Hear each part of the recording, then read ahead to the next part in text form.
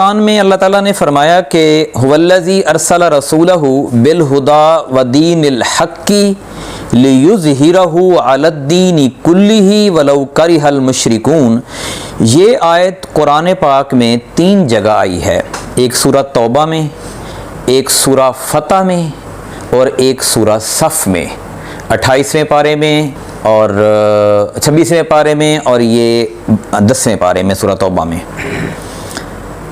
اللہ وہ ہے جس نے اپنے رسول کو ہدایت اور دین حق کے ساتھ بھیجا، یعنی حق والا دین، اور اس لیے بھیجا لِيُظْهِرَهُ عَلَى الدِّينِ كُلِّهِ، تاکہ باقی جتنے بھی دین ہیں ان پر اس دین کو غالب کر دے، باقی دینوں کو مٹا دے اور اس دین کو غالب کر دے۔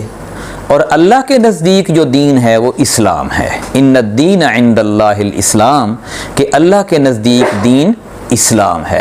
یہ اللہ تعالیٰ کا پیغمبروں کو بھیجنے کا بنیادی مقصد ہے۔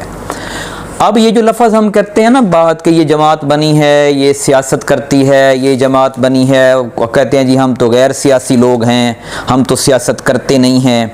اسلام میں سیاست یا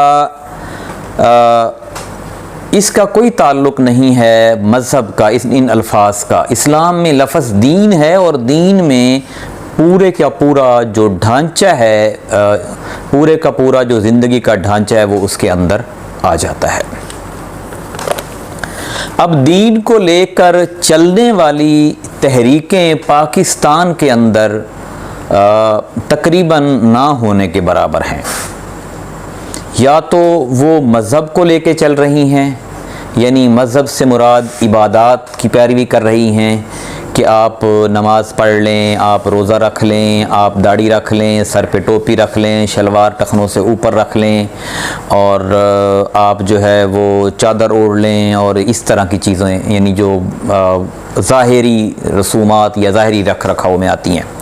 اور دوسری طرف جو لوگ سیاست میں آتے ہیں، الیکشن لڑتے ہیں اور ایم پی اے بنتے ہیں، ایم این اے بنتے ہیں، اور پھر وہ جج لگاتے ہیں، پھر وہ کمشنر، اسسٹنٹ کمشنر لگاتے ہیں، وہ اس کو وہ سیاست کہتے ہیں، اور وہ یہ سارے اپنے اصول جو ہے وہ قرآن سے نہیں لیتے۔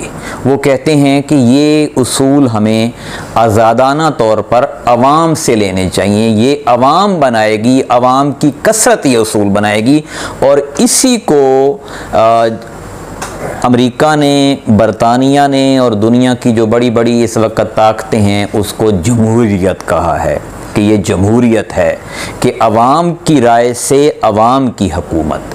اسلام میں جمہوریت کا کوئی کنسپٹ نہیں ہے، اسلام میں اللہ کی حکومت ہے اور اللہ کی رائے ہے کہ اللہ کا جو حکم ہے وہ چلے گا، عوام کی رائے نہیں چلے گی۔ عوام تو اگر اکثریت آپ کی عوام کی بدھ مت ہے تو کیا بدھ مت چلے گا؟ اگر عوام کی اکثریت آپ کی کہتی ہے کہ آپ ننگے ہو کر پھریں تو آپ ننگے ہو کر پھریں گے۔ عوام کی اکثریت آپ کی کہتی ہے کہ مسجدیں گرا دیں تو آپ مسجدیں گرا دیں گے؟ نہیں، عوام کی اکثریت کوئی فیصلہ نہیں کر سکتی، جو فیصلہ قرآن اور سنت نے کر دیا ہے اس میں کوئی تبدیلی نہیں آ سکتی۔ اور